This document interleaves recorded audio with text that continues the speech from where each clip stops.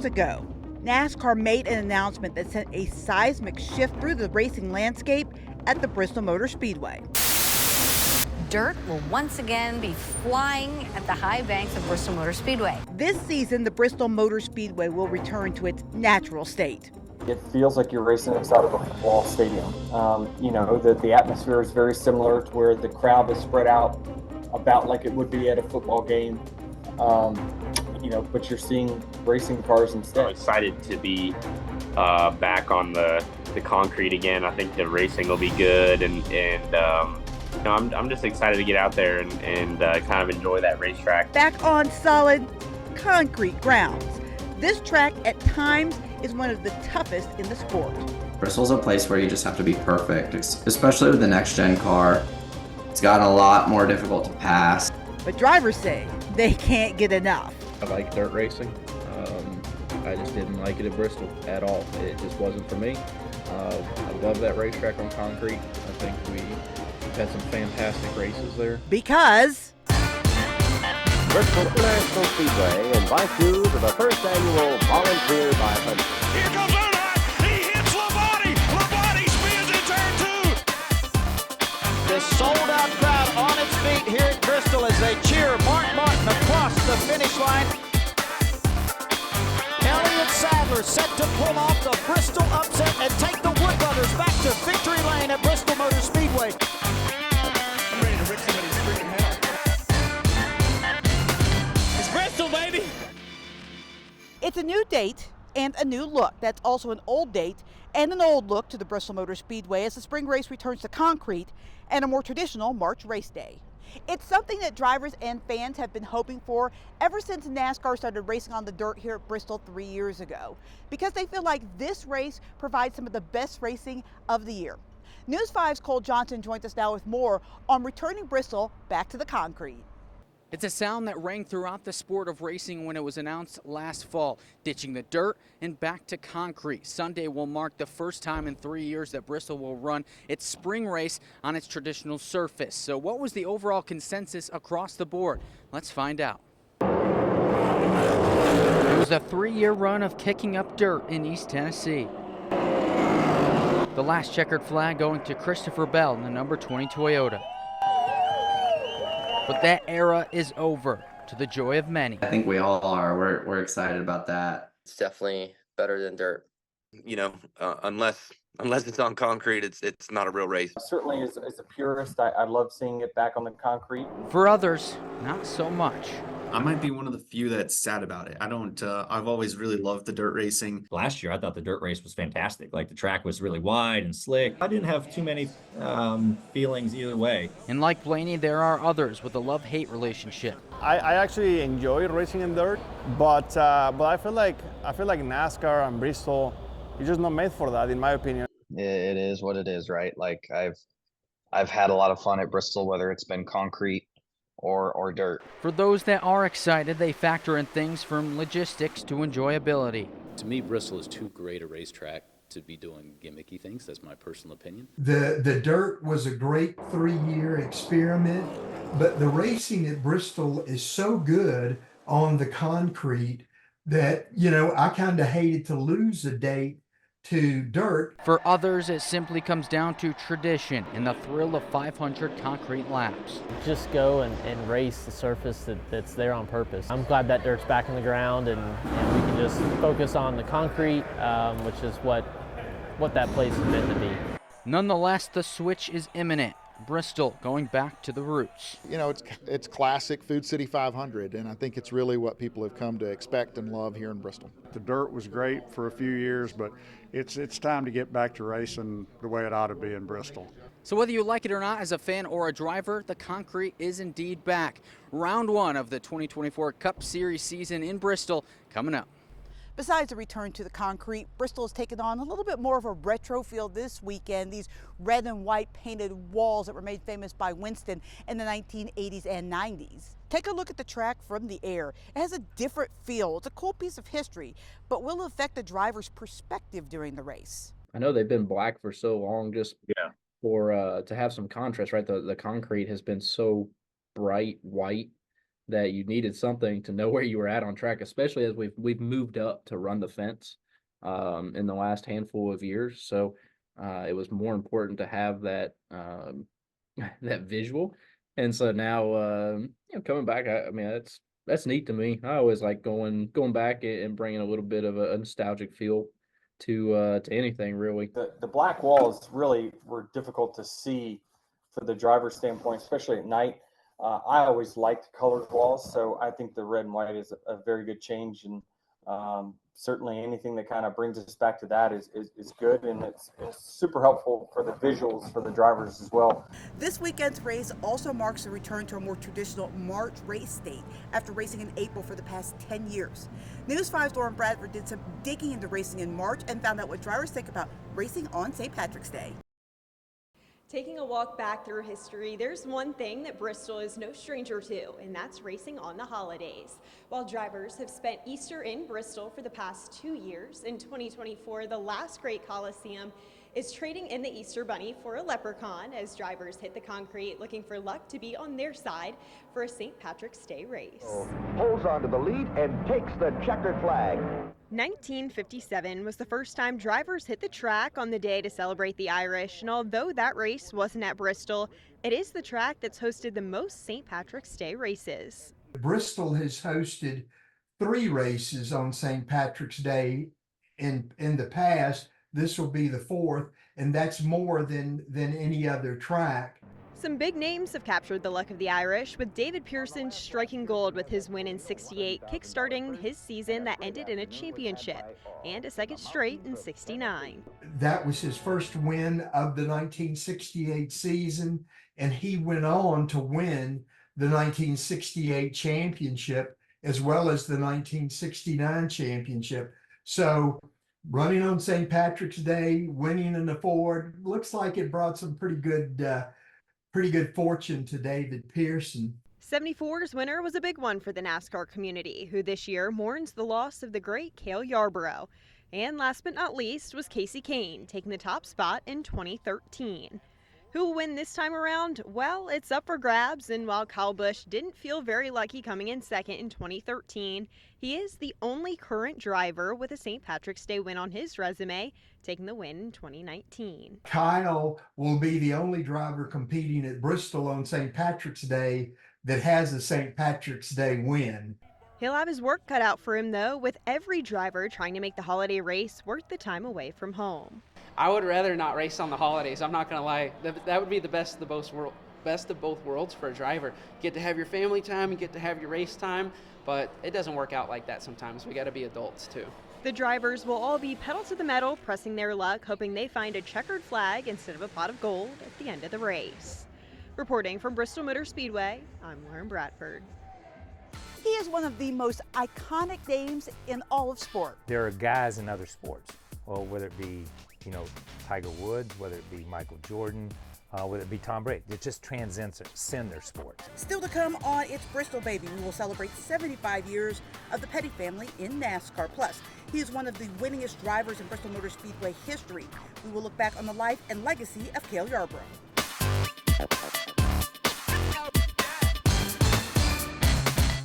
It's its own animal, right? I mean, Bristol is Bristol, right? It's not like anything else. It's Bristol, baby!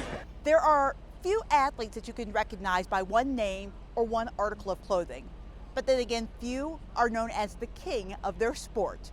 When you come out to the track this weekend, you can check out this display honoring 75 years of the Petty family in NASCAR. The king, Richard Petty, was at the first NASCAR race which his father drove in, and then began writing the NASCAR history books just a few years later. I recently had a chance to sit down with the king and his son Kyle to talk about what the Pettys have meant to the sport of NASCAR.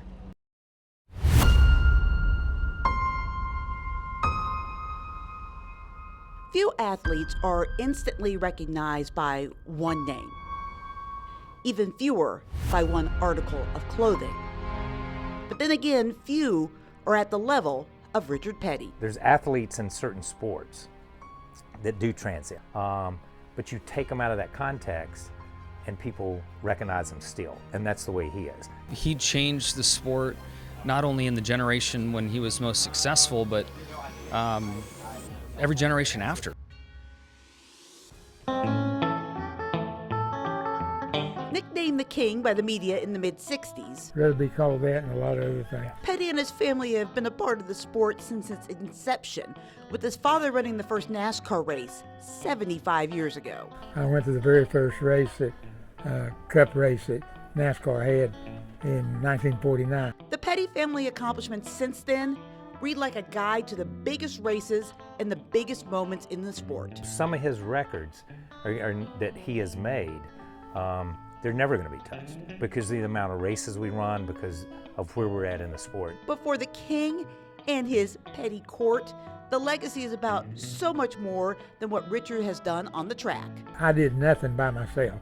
There was always my dad or my brother, Dale Inman, our crew chief. I had the family around you, but then you had all these people that worked for us over the years. They're the ones that made it work. It says 75 years of racing, you know what I mean? But I think when you look back, it's also 75 years of family. When it comes to conquering the last great Coliseum, few did it better than the late Cale Yarborough. He is tied for second all-time in wins with 9. Only Darrell Waltrip with 12 has more. The NASCAR Hall of Famer passed away at the age of 84 in December, and drivers will tell you his tough working man persona fit this racetrack to a T. Cale is probably best known to the average fan for the race he didn't win, the 1979 Daytona 500, which ended with him fighting the Allison brothers on the backstretch and Richard Petty in victory lane. All 4 of those players in that race are also in the BMS Legends Plaza. But with 83 wins and 3 championships, Yarborough meant so much more to the sport. Cale, was legendary. He was the original tough customer. He was a son of the Darlington area. He won at Darlington, but he won at Daytona. And he won, the hearts of millions of fans. With proper credit to Dorothy Gale, there is no place like home. It took me a little bit to kind of find my way into NASCAR. I started working with Highlands Motorsports, Wade Lopez's team that runs out of Abingdon. Still to come on It's Bristol, baby. We will take a look at a couple of local crew members excited to be back at their home track. Plus, did you ever wish that you could watch the race with other fans who cheer for the same driver as you do? Well, Bristol Motor Speedway has just the place for you.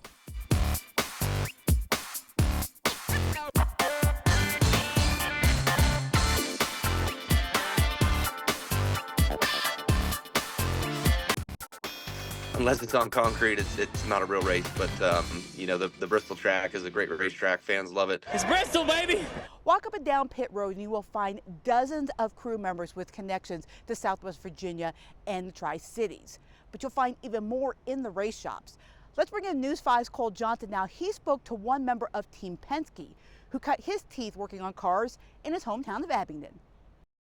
In the world of racing, there are a lot of ties within the sport, and for one man inside the shop, it's his NASCAR journey that began right down the road from Bristol Motor Speedway.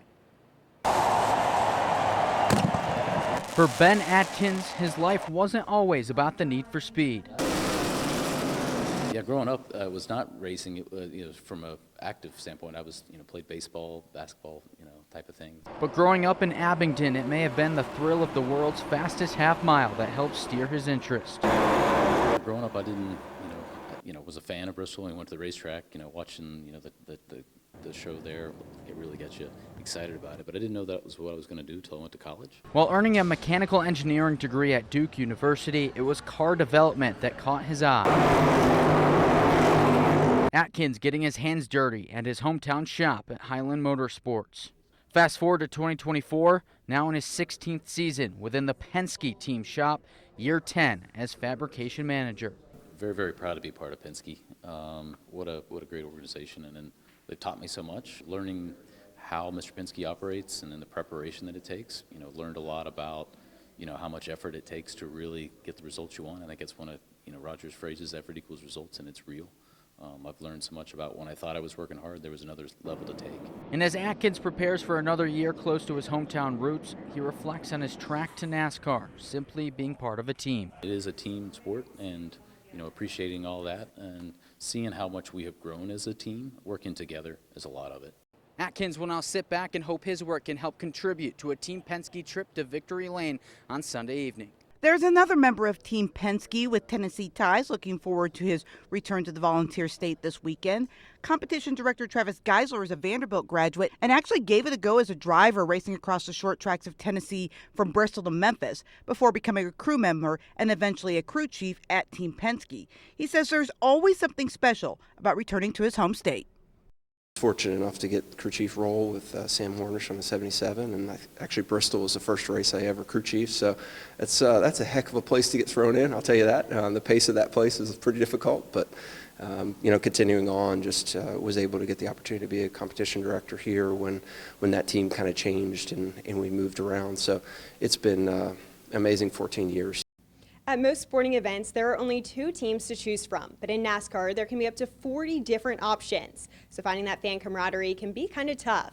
But here at Bristol, they are providing fans with a unique experience to cheer on their favorite drivers with fellow supporters right here in the Superfan Suites. We thought, wouldn't it be cool if we could put them all in one place where they could root and cheer together, or I always say cry together, depending on how well it goes on the track. From the stands to the suites, Bristol Motor Speedway has worked to create new ways for fans to enjoy races through a variety of different suite experiences. One of the things you've seen in our sport as we've gone along, many times suites were held for companies that just wanted to buy a whole suite and entertain. Well, as the years have gone by, there's a lot of individuals that said, heck, I'd love to be on suite level and do some things differently than just sitting in the grandstands. Uniting fans from all 50 states and beyond, NASCAR brings people together, with the Superfan Suite being just one more opportunity for supporters to rally together and cheer on their favorite driver. They enjoy the fellowship with all of the other fans. I mean, you'll see year after year, people will park in the same parking spots just so that they can be around a group of people that maybe they only see once a year. Well, it might be twice a year here in Bristol, but regardless of if they're new faces or the same ones year in and year out, the Speedway is continuing to work on fun ways to bring the fans together for an unmatched race day experience. Reporting from Bristol Motor Speedway, I'm Lauren Bradford. Making it in this sport is hard. Getting a second chance is even harder. I feel like I was put back in the exact right place, exactly when I was supposed to be. Still to come, we will talk to 3 drivers who plan on making the most of their second time in the Cup Series. Plus, Lauren and Cole will rejoin me once again as we make our predictions for today's race.